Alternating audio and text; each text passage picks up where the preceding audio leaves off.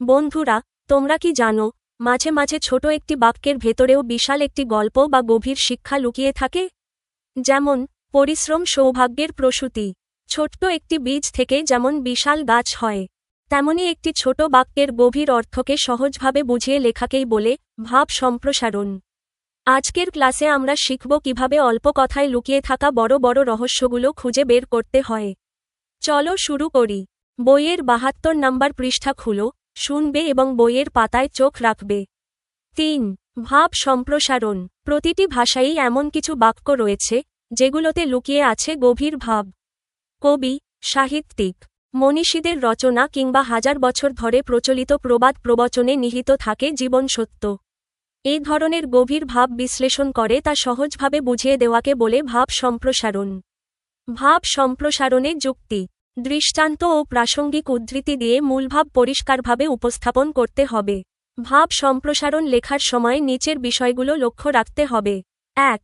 উদ্ধৃত অংশটি মনোযোগ দিয়ে বারবার পড়ে এর মূলভাব উদ্ধার করতে হবে। লেখার উদ্ধৃত অংশটির মধ্যে এমন কিছু শব্দ থাকে যার অর্থ বুঝতে পারলে মূলভাব বোঝা সহজ হয়। তাই প্রতিটি শব্দের অর্থ খুঁজে বুঝতে হবে। ২. মূলভাব সহজ ও সরল ভাষায় বর্ণনা করতে হবে। একই বিষয়ে বারবার লেখা যাবে না। অবান্তর কথা লেখা যাবে না। উদ্ধৃত অংশে কোনো উপমা বা রূপক থাকলে তার অর্থ বিশ্লেষণ করে বুঝিয়ে দিতে হবে। ৩. মূলভাব স্পষ্ট করার জন্য উদাহরণ, উদ্ধৃতি ইত্যাদি দেওয়া যাবে। উদ্ধৃতির ক্ষেত্রে লেখকের নাম দেওয়ার প্রয়োজন নেই। ৪.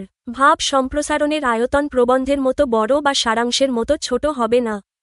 ভাব সম্প্রসারণের মূল চাবিকাঠি। ভাব সম্প্রসারণ মানেই হল কোনো গভীর ভাববাহী বাক্যকে সহজভাবে ব্যাখ্যা করা। এটি লেখার সময় কয়েকটি বিষয় মাথায় রাখা জরুরি। গভীর পর্যবেক্ষণ। মূল চরণের শব্দগুলোর অন্তর্নিহিত অর্থ বুঝতে হবে। সহজ উপস্থাপন। ভাষা হবে সরল, কোনো অপ্রাসঙ্গিক কথা বা একই কথার পুনরাবৃত্তি করা যাবে না। যুক্তি ও উদাহরণ। মূলভাব স্পষ্ট করতে উদাহরণ বা প্রাসঙ্গিক উদ্ধৃতি ব্যবহার করা যাবে, তবে লেখকের নাম না দিলেও চলে। পরিমিত আকার। এটি খুব ছোট, সারাংশের মতো, বা খুব বড়, প্রবন্ধের মতো হবে না। নিচে ভাব সম্প্রসারণের কিছু উদাহরণ দেওয়া হল। ৩. এক গদ্য। ১. চরিত্র মানবজীবনের অমূল্য সম্পদ। ভাব সম্প্রসারণ। মানবজীবনে চরিত্র মুকুটস্বরূপ। চরিত্রবান ব্যক্তিকে সবাই শ্রদ্ধা করে, চরিত্রহীনকে সকলে ঘৃণা করে। চরিত্রহীন ব্যক্তির মানুষ হিসেবে কোনো মূল্য নেই। চারিত্রিক গুণাবলীর মধ্য দিয়ে মানুষের জীবনের মহিমা প্রকাশ পায়।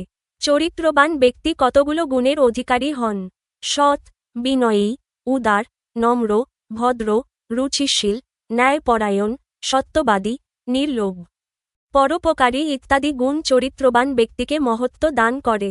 এসব গুণ যদি মানুষের মধ্যে না থাকে, তাহলে সে পশুরও অধম বলে বিবেচিত হয়। চরিত্রবান ব্যক্তি তার চারিত্রিক বৈশিষ্ট্যের গুণে সমাজে ও জীবনে শ্রদ্ধাভাজন ও সমাদৃত হন। অন্যদিকে চরিত্রহীন ব্যক্তিকে কেউ ভালোবাসার দৃষ্টিতে দেখে না, বরং ঘৃণা করে। চরিত্রবান ব্যক্তি জাগতিক মায়া মোহ লোভ লালসার বন্ধনকে ছিন্ন করে লাভ করেন অপরিসীম শ্রদ্ধা ও অফুরন্ত সম্মান। অর্থ, বিত্ত, গাড়ি বাড়ি প্রভৃতির চেয়ে চরিত্র অনেক বড় সম্পদ। আর এ মর্যাদা অর্থমূল্যে নয়, মানবিক ও নৈতিক পবিত্রতার মানদণ্ডে বিচার করতে হয়। সকলেরই উচিত চরিত্রবান হওয়ার সাধনা করা। বিষয়, মূল কথা, চরিত্র মানবজীবনের অমূল্য সম্পদ। অর্থ, বিত্তের চেয়ে নৈতিক গুণাবলী। ২. পরিশ্রম সৌভাগ্যের প্রসূতি। ভাব সম্প্রসারণ। সৌভাগ্য নিয়ে পৃথিবীতে কোনো মানুষের জন্ম হয় না। মানুষ কর্মের মাধ্যমে তার ভাগ্য গড়ে তোলে। পরিশ্রমী সৌভাগ্য বয়ে আনে। উদ্যম, চেষ্টা ও শ্রমের সমষ্টিই সৌভাগ্য। যিনি জন্ম দান করেন তিনি প্রসূতি। মা যেমন সন্তানের প্রসূতি, তেমনি কঠোর পরিশ্রম হল সৌভাগ্যের প্রসূতি বা উৎস। মানুষকে তার কর্মফল ভোগ করতে হয়। ভালো কাজের ফল ভালো, মন্দ কাজের ফল মন্দ। কোনো কাজই আবার সহজ নয়। কঠোর পরিশ্রমের মাধ্যমে কঠিন কাজও সহজ হয়। জীবনে উন্নতি করতে হলে পরিশ্রমের কোনো বিকল্প নেই। পরিশ্রম ছাড়া কেউ কখনো তার ভাগ্যকে গড়ে তুলতে পারেনি। জীবনে অর্থ, বিদ্যা, যশ, প্রতিপত্তি লাভ করতে হলে অবশ্যই পরিশ্রম করতে হবে। ছাত্রজীবনে কঠোর পরিশ্রম করে শিক্ষালাভ না করলে সাফল্য লাভ সম্ভব নয়। পরিশ্রম ছাড়া জাতীয় উন্নতিও লাভ করা যায় না। শ্রমই হল উন্নতির চাবিকাঠি। যে জাতি পৃথিবীতে যত বেশি পরিশ্রমী, সে জাতি তত উন্নত। ব্যক্তিগত ও সমষ্টিগত পরিশ্রমের মধ্য দিয়েই জাতীয় সৌভাগ্য অর্জন করা যায়। বিষয়, মূল কথা, পরিশ্রম সৌভাগ্যের প্রসূতি। ভাগ্য জন্মগত নয়, বরং কঠোর পরিশ্রম ও চেষ্টার মাধ্যমেই সাফল্য অর্জিত হয়। ৩. শিক্ষাই জাতির মেরুদণ্ড। ভাব সম্প্রসারণ, শিক্ষাই আলো। নিরক্ষরতা অন্ধকার। শিক্ষা মনুষ্যত্বের বিকাশ ঘটায়, মানুষের অন্তরের প্রতিভাকে জাগিয়ে তোলে। শিক্ষাহীন মানুষ আর অন্ধের মধ্যে কোনো পার্থক্য নেই। যে জাতি শিক্ষা থেকে বঞ্চিত সে জাতি পঙ্গুত্ব নিয়ে বেঁচে থাকে। জীবন ছাড়া শরীর মূল্যহীন। শিক্ষা ছাড়া জীবনের কোনো মূল্য নেই। নিরক্ষর জনগোষ্ঠী জাতির জন্য বোঝাস্বরূপ। মাঝিবিহীন নৌকা চলতে পারে না, মেরুদণ্ডহীন মানুষও সোজা হয়ে দাঁড়াতে পারে না। তেমনি শিক্ষা ছাড়া কোনো জাতি সফল হয় না। যে দেশের লোক যত বেশি শিক্ষিত, সেই দেশ তত বেশি উন্নত। জাতীয় জীবনে উন্নতি ও প্রতিষ্ঠা নির্ভর করে শিক্ষার উপর। মানুষের পূর্ণ বিকাশের জন্যই শিক্ষা প্রয়োজন। শিক্ষা শুধু ব্যক্তিজীবনে উন্নতি বয়ে আনে না, সমাজ, জাতি ও রাষ্ট্রীয় জীবনের সব রকম উন্নতিও সাধন করে। পৃথিবীর প্রতিটি দেশ আজ নিরক্ষরতার বিরুদ্ধে যুদ্ধ ঘোষণা করেছে। উন্নতির একমাত্র চাবিকাঠি শিক্ষা। শিক্ষা ব্যক্তি ও জাতির ভবিষ্যৎ কল্যাণ বয়ে আনে। তাই জাতিকে প্রকৃত শিক্ষায় শিক্ষিত করে গড়ে তোলা একান্ত জরুরি। বিষয়, মূল কথা, শিক্ষাই জাতির মেরুদণ্ড। মেরুদণ্ড ছাড়া যেমন মানুষ দাঁড়াতে পারে না, শিক্ষা ছাড়াও একটি জাতি উন্নত হতে পারে না। ৪. ইচ্ছা থাকলে উপায় হয়। ভাব সম্প্রসারণ। জীবন কর্মময়। কর্মশক্তির মূলে রয়েছে উৎসাহ, উদ্দীপনা আর প্রবল আগ্রহ। আগ্রহের সঙ্গে নিষ্ঠা থাকলে অসাধ্যকে সাধন করা যায়। মানুষকে সব বাধা অতিক্রম করতে সাহায্য করে ইচ্ছাশক্তি। প্রতিদিনই আমাদের কোনো না কোনো কাজ করতে হয়। পৃথিবীতে কোনো কাজই বিনা বাধায় করা যায় না। সব কাজেই কিছু না কিছু সুবিধা, অসুবিধা ও বাধা বিপত্তি থাকে। সেই অসুবিধা ও বাধা বিপত্তি অতিক্রম করতে পারলেই সাফল্য আসে। এজন্য প্রয়োজন প্রবল ইচ্ছা শক্তি। ইচ্ছা থাকলে কোনো কাজ আটকে থাকে না। ইচ্ছাই মানুষকে সামনের দিকে এগিয়ে নেয়। ইচ্ছাই সকল কর্মের প্রেরণা। দৃঢ় ইচ্ছার কাছে সকল বাধা হার মানে। প্রবল ইচ্ছা নিয়ে কোনো কাজ করলে অতি কঠিন কাজও শেষ করা যায়। পৃথিবীর মহান ব্যক্তিরা এভাবেই সব ধরনের বিপত্তি অতিক্রম করে লক্ষ্যে পৌঁছেছেন।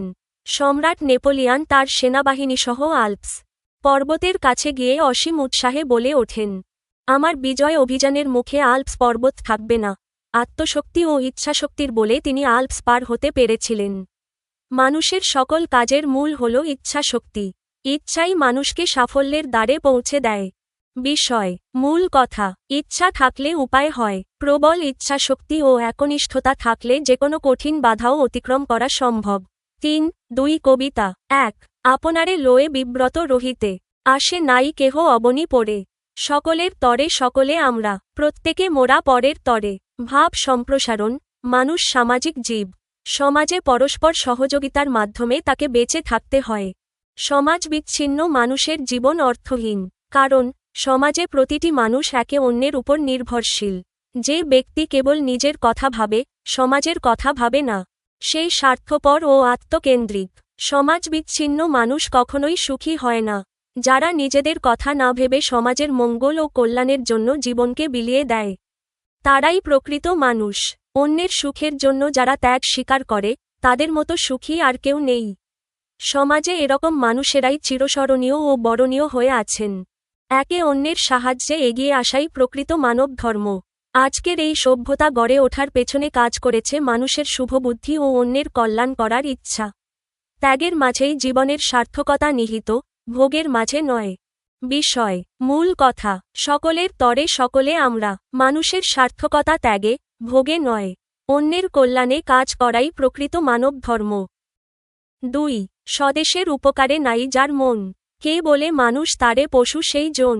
ভাব সম্প্রসারণ। নিজের দেশকে ভালোবাসার মতো মহান আর কিছু নেই। দেশ মানুষকে আশ্রয় দেয়, অন্ন দেয়, স্বাধীনতা দেয়। যার নিজের কোনো দেশ নেই, তার মতো দুঃখী আর কেউ নেই।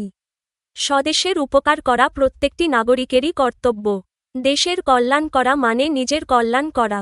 ইতিহাসে দেখা যায়, স্বদেশকে শত্রুর হাত থেকে মুক্ত করতে লাখ লাখ মানুষ প্রাণ বিসর্জন দিয়েছেন।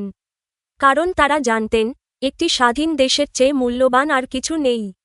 অন্যদিকে যারা দেশকে কিছু দিতে চায় না বা পারে না, তারা মানুষ হিসেবে ব্যর্থ। হিংস্র পশু যেমন ক্ষুধা নিবারণের জন্য নিজের সন্তানকেও খেয়ে ফেলতে পারে, তেমনি তারা স্বার্থ রক্ষার জন্য নিজের দেশকে বিক্রি করে দিতে পারে। এই ধরনের লোকদের সকলেই ঘৃণা করে। তারা কারো কাছে সম্মান পায় না।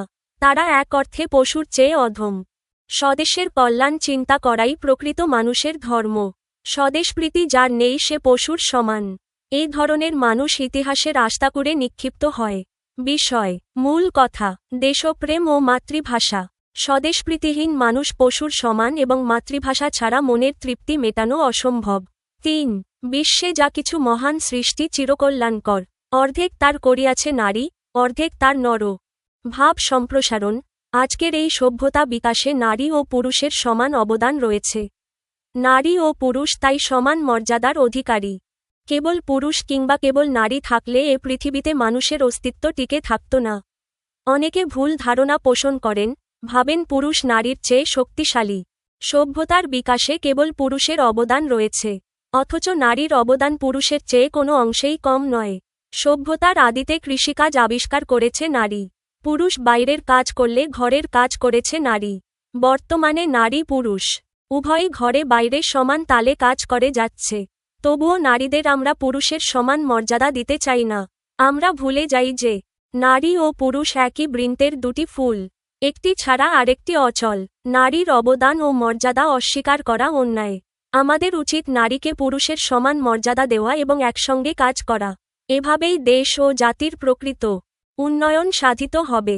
এই পৃথিবীর উন্নতির পিছনে নারী ও পুরুষের ভূমিকা সমান। তাই নারীকেও পুরুষের সমান মর্যাদার আসনে বসাতে হবে। বিষয়, মূল কথা, নারী পুরুষের সমানাধিকার। সভ্যতা ও উন্নয়নের চাকা সচল রাখতে নারী ও পুরুষ উভয়ের অবদানই সমান ও অপরিহার্য। ৪. নানান দেশের নানান ভাষা। বিনা স্বদেশী ভাষা মিটে কি আশা? ভাব সম্প্রসারণ।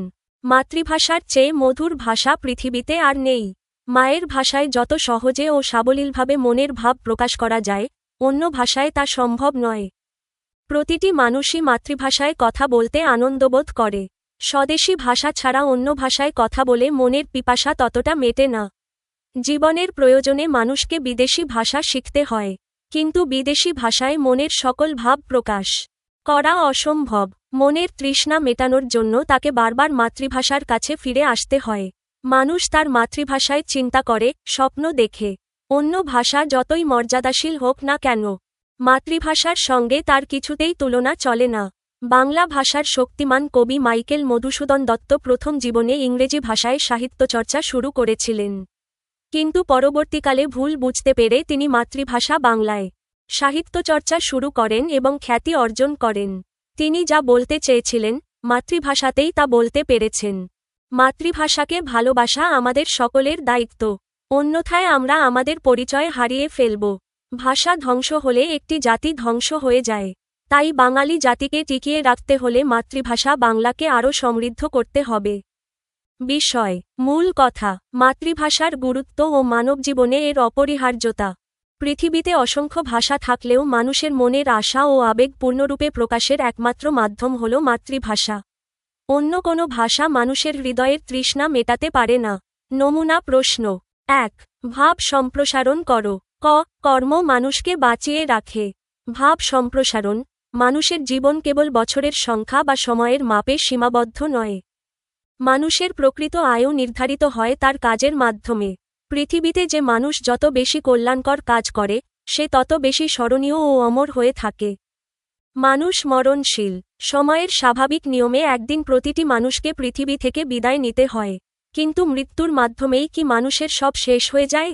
উত্তর হল, না। মানুষ যদি তার জীবদ্দশায় সমাজ, দেশ বা মানবতার কল্যাণে মহৎ কোনো কাজ করে যায়, তবে সেই কাজের মাধ্যমেই সে মানুষের হৃদয়ে বেঁচে থাকে। যারা অলসভাবে দিন কাটায় এবং জগতের জন্য কোনো অবদান রাখে না, মৃত্যুর পর তাদের কেউ মনে রাখে না। তাদের অস্তিত্ব সময়ের অতল গহ্বরে হারিয়ে যায়। পক্ষান্তরে, পৃথিবীতে যারা বিজ্ঞানী, সাহিত্যিক, সমাজসেবক বা বীর হিসেবে নিজেদের উৎসর্গ করেছেন, তারা দেহত্যাগ করলেও তাদের কর্ম আজও উজ্জ্বল। পৃথিবীর ইতিহাসে এমন অনেক মনীষী আছেন যারা খুব অল্প সময় বেঁচে ছিলেন, কিন্তু তাদের বিশাল কর্মযজ্ঞ তাদের হাজার বছর ধরে বাঁচিয়ে রেখেছে। যেমন বাংলার কবি সুকান্ত ভট্টাচার্য মাত্র ২১ বছর বয়সে মারা গেলেও তার দ্রোহ ও বিপ্লবের কবিতা আজও আমাদের অনুপ্রাণিত করে। তাই দীর্ঘ জীবন লাভ করলেই কেউ বড় হয় না, যদি সেই জীবনে কোনো মহৎ কর্ম না থাকে। ত্যাগের মহিমায় ভাস্বর কর্মই মানুষকে অমরত্ব দান করে। মূল কথা, মানুষের পরিচয় তার বয়সে নয়, বরং তার কর্মে। মহৎ কর্মের মাধ্যমেই মানুষ মৃত্যুর পরেও পৃথিবীর বুকে চিরকাল বেঁচে থাকে। চকচক করলেই সোনা হয় না। ভাব সম্প্রসারণ। সংসারে কোনো জিনিসের বাহ্যিক উজ্জ্বলতা বা চাকচিক্য দেখে তার আসল গুণ বিচার করা যায় না।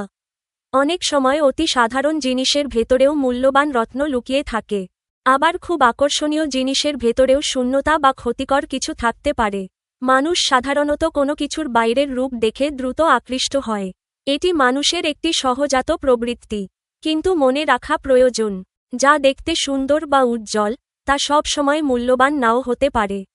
যেমন তামা বা পিতলকে ঘষামাজা করলে তা সোনার মতো উজ্জ্বল দেখায়, কিন্তু তাতে তার গুণ বা দাম সোনার মতো হয়ে যায় না। ঠিক তেমনি একজন মানুষের দামি পোশাক বা সুন্দর চেহারা দেখলেই তাকে ভালো মানুষ হিসেবে বিবেচনা করা ভুল। সুন্দর অবয়বের আড়ালে একজন মানুষের মনে কুটিলতা বা অসততা থাকতে পারে। প্রকৃত সত্য জানার জন্য গভীর পর্যবেক্ষণের প্রয়োজন।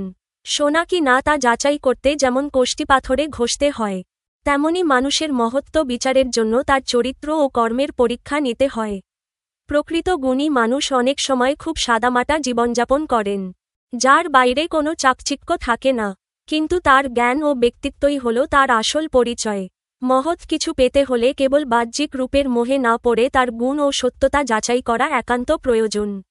মূল কথা, কোনো কিছুর ওপরের জেল্লা দেখে বিভ্রান্ত হওয়া উচিত নয়। সৌন্দর্য বা উজ্জ্বলতা ক্ষণস্থায়ী হতে পারে, কিন্তু গুণ ও চরিত্রই হল প্রকৃত স্থায়ী সম্পদ।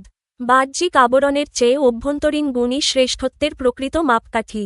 আপনারা আমাদের ভুলগুলো কমেন্টে জানাতে পারেন। যদি উপকৃত হন, তবে সাবস্ক্রাইব করুন, ভিডিওটি শেয়ার করুন এবং বন্ধুদের সঙ্গে জানিয়ে দিন। আমাদের আয়োজন এমনভাবে পরিকল্পনা করা হয়েছে যাতে শিক্ষার্থীরা কোনো গাইড বই ছাড়াই নিজস্বভাবে আনন্দের সঙ্গে শিখতে পারে এবং জ্ঞান অর্জন করতে পারে। ধন্যবাদ।